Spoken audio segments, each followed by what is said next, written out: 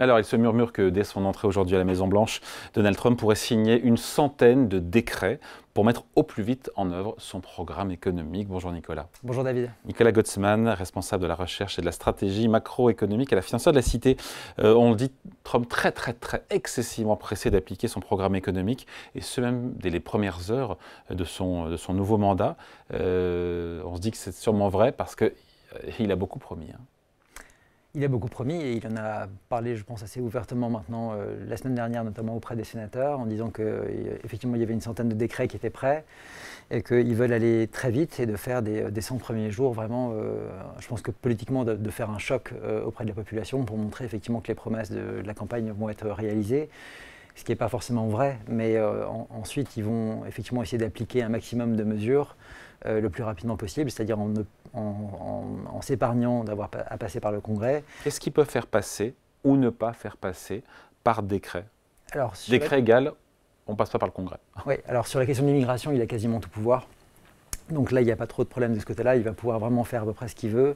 La seule chose qu'il est très probable qu'il déclare l'urgence nationale, notamment sur la frontière sud, donc pour le Mexique. La question évidemment, c'est d'obtenir des fonds, et s'il déclare l'urgence nationale, il peut débloquer des fonds et donc pouvoir commencer à appliquer son programme, qui sera sans doute un retour à ce qu'il avait fait déjà précédemment, c'est-à-dire d'avoir des gens qui ne pourront plus passer la frontière, ou alors quand ils demandent l'asile, de rester à la frontière mexicaine et d'attendre la réalisation de la demande d'asile, enfin l'acceptation ou non. On aura sans doute des déportations également, mais avec un niveau qui sera sans doute moins important que ce qui avait été annoncé pendant la campagne, parce que les chiffres qui ont été avancés sont à peu près délirants. Quand on pense que lors des 4 dernières années aux États-Unis, on a à peu près 8 millions de personnes qui sont arrivées au global, dont 60% sont considérés comme illégaux, ça fait énormément de monde évidemment, et qu'il ne s'agit pas d'expulser tout le monde. Je pense qu'ils vont cibler les personnes qui ont franchi illégalement avec un casier judiciaire. Ce qui a déjà été fait, on va dire notamment depuis le mois de juin par Biden. Donc en fait, ça va être plutôt une continuation de ce qui a déjà été commencé depuis le mois de juin, en accélérant un petit peu et sans doute en faisant pas mal d'esbroufs politiques pour pouvoir montrer à la population que les choses sont faites de ce côté-là. Du côté des tarifs douaniers, qu'est-ce qu'il peut faire passer Donald Trump sans vote, encore une fois, au Congrès, qui potentiellement serait visé dès aujourd'hui? Alors oui, alors là, il y a plusieurs possibilités. Le Congrès, au fur et à mesure des années, enfin des dernières décennies, a donné de plus en plus de pouvoir à la présidence et au pouvoir exécutif en général, sous l'impulsion du commerce, du Trésor ou de ce qu'on appelle le USTR, qui est le département qui va s'occuper vraiment des relations sur les échanges internationaux. Donc 3 départements d'État qui sont différents, chacun a des possibilités différentes également. Et en fonction de ce qu'il veut faire, Trump, et là c'est là où on a vraiment une incertitude, parce qu'on a 2 équipes qui sont dans l'administration Trump qui ont des visions assez différentes. Donc on a, on va dire, les gens qui sont les plus extrêmes, notamment Peter Navarro, qui est son conseiller commerce à la Maison-Blanche, qui lui voudrait mettre en place des tarifs, en gros, pour tous les produits importés aux États-Unis. Le fameux 10 ou 1%, c'est 10%, c'est ça? Ça peut même monter plus haut, notamment pour la Chine. 60. On peut aller vraiment à des chiffres très élevés. Là, il faudrait vraiment l'assentiment aussi de la personne qui s'occupe du Trésor, de le secrétaire au Trésor, donc Scott Bessent, qui a plutôt, lui, une vision plus modérée de la situation. On va dire que majoritairement, les gens qui sont autour de Trump ont une vision qui est un peu plus modérée que ce qui a été annoncé dans la campagne. En termes de tarifs douaniers imposés dès aujourd'hui, ce serait quoi? Alors, le plus probable, à mon avis, c'est de commencer avec des choses ciblées et avec des tarifs qui vont peut-être aller en progression. Ciblés sur quoi et sur qui? Alors ça, on verra, parce que vraiment on a des incertitudes. Ouais. Ensuite, de voir s'ils veulent cibler déjà le Mexique, le Canada, s'ils veulent cibler l'Europe également. Principalement, la priorité, c'est vraiment la Chine. La question, c'est vraiment, quand on regarde le déficit commercial américain, on a à peu près 1000 milliards de déficit commercial aux États-Unis. Dont un quart, je crois, avec la Chine. Alors, un quart avec la Chine, mais en fait, en passant par le Vietnam, par d'autres endroits qui a quand même de l'excédent commercial chinois. D'ailleurs, quand on regarde la balance commerciale excédentaire chinoise, on est arrivé en décembre, on est arrivé à 1000 milliards. Donc, on a quasiment une situation en miroir des deux côtés. Donc, sans doute que la Chine sera frappée le plus durement sur le côté des tarifs. Les Européens, je pense que ça va également arriver.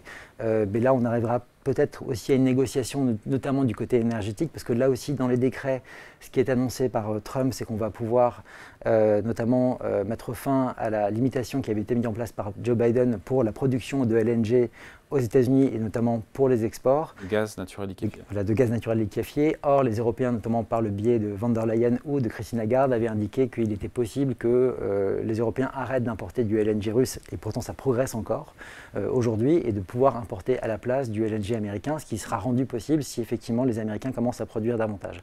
Donc là, on pourrait avoir des négociations qui vont s'ouvrir sur ce point-là, aussi sur la défense.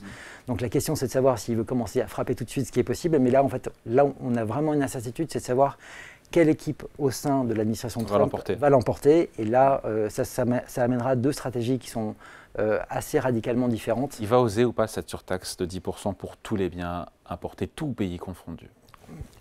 C'est vraiment une question. Moi, j'y crois pas beaucoup. Je ne pense pas que ce soit forcément la meilleure façon pour négocier. Et surtout, ce qui me semble être le point le plus important, c'est qu'il est arrivé au pouvoir, notamment pour les questions de l'immigration, mais également pour l'inflation.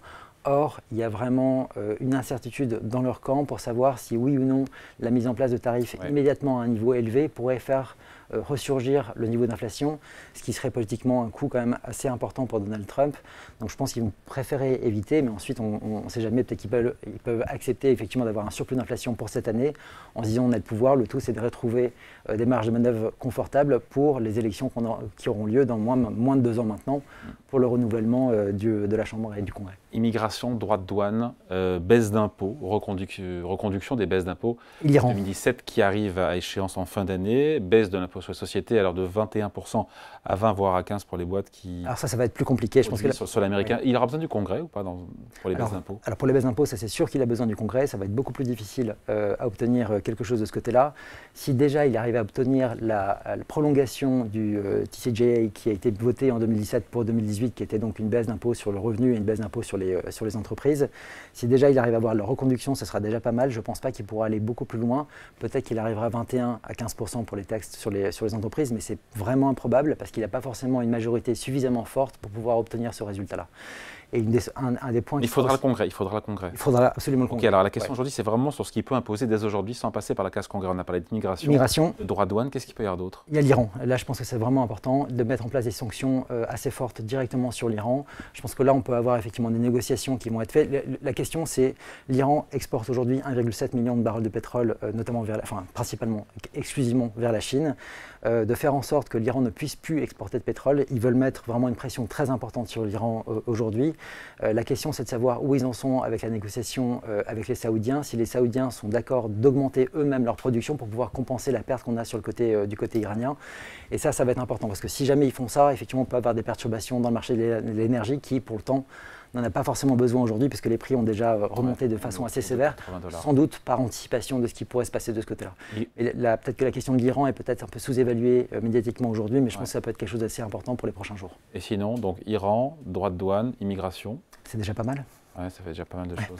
Allez, merci beaucoup. Merci à vous. Point de vue signé, explication. C'est Nicolas Gottsman pour La Financière de la Cité. Merci. Merci.